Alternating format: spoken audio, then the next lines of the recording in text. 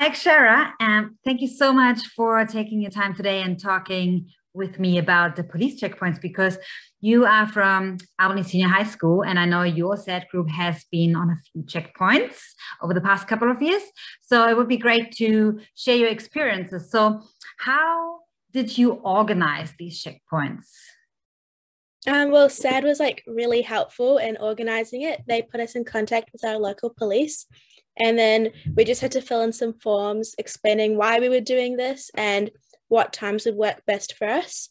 And then it was just organization of who was coming and like how to get there. And then in the past, and then like it didn't really require any other prep because like the police did most of the work, and we just like got to like hand out lollies and give like sad cards to the safe drivers, which is really cool. Awesome. Cool. Thank you.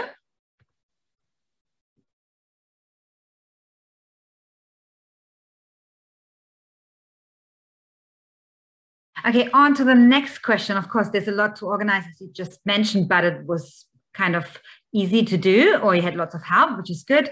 So that ran smoothly. And I have been with you on a couple of those checkpoints, and it was always a great experience. Though, did you have any challenges throughout the process that you can remember?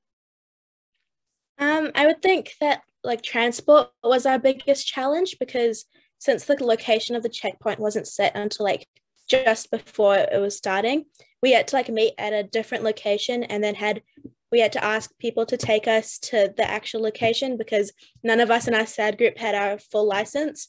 So luckily you were there, and then one of our like Jess's mum was there to help transport us to the location once we finally found it. But I would say that was a pretty big problem because we couldn't all just like meet up there because we didn't know where it was. And then also another one would be just like the number of people, because so many people wanted to do it, but because of health and safety measures, we couldn't all go. So we had to kind of split the group into two. So some people went at one time and other people went at another time. So I thought that was a pretty big challenge, but luckily we got past it and we managed to make it work. Yeah, and it worked very well. So, yeah, of course, these are the two little challenges to consider for anyone who wants to set up a checkpoint with their set group. So, if you have a big group, just make sure that you can split it up and just ensure everyone that they can take part, but it's just on different times.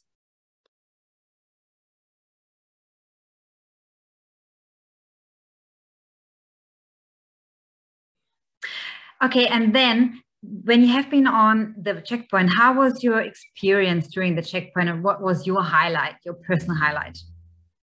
I really enjoyed my experience at the checkpoint. It was like so cool to see how breathtaking tests work and like how they set up the cones to ensure that everyone is safe and things like that. And it's really cool to spread the message about safe driving to the drivers on the road. I think my favorite highlight would be meeting the local police. They were like super nice and they were really cool to talk to. And we were able to see what it was like on their side of the checkpoint. You know, when we're sitting in a car waiting in traffic for a checkpoint, we don't really see like the other drivers and how they react. And, you know, it's like cool to see how they handle like tough situations. Like if someone's like yelling at them, they're just like, okay. But like they don't like engage with them in their sense. So it's really cool to see how they like do that like process. And I was also really relieving to see that a majority of people managed to pass the test, which is also really handy. Yeah, it was. It was always a great feeling when we have had the sober drivers coming through. And yes, you're right. It was really good to be on the other side and see what is happening behind the scenes. So that was a great experience also for me. Thank you.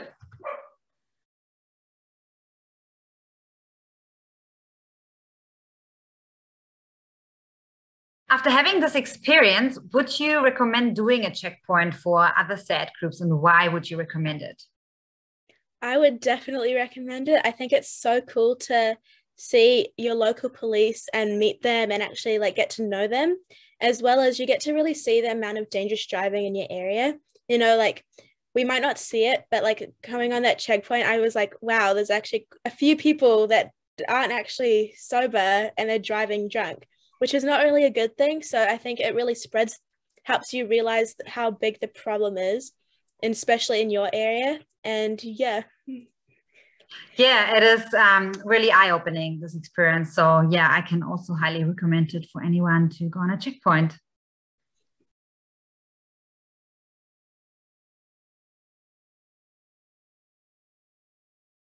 And now, looking at all of this, what was your biggest takeaway, Akshara? I would say that my biggest takeaway is that drunk driving is like still a massive problem in Albany, especially. There was like maybe 3 or 4 cars that got pulled over. So I think that we still need to, there's a lot more work that needs to be done to spread awareness about the implications of drunk driving. And then we also have to find ways to make sure that not only us, but everyone around us is also safe while driving, because it's still a problem and we need to fix it. I totally agree. And that's why we have you guys having your SAD groups, and you can spread the word out there and keep New Zealand safe.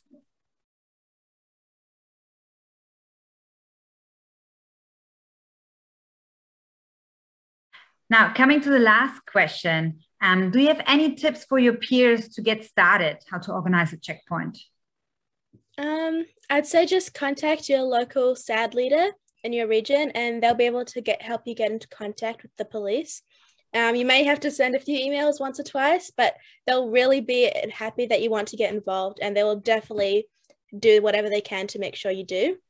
And also just to have either supportive teacher or a parent involved with your SAD group, so that the police will be able to talk to them and ensure that there's an adult on the checkpoint with you, which is pretty important considering that it is on a road, so there will be a lot of dangers. So it's important to have someone responsible there for you.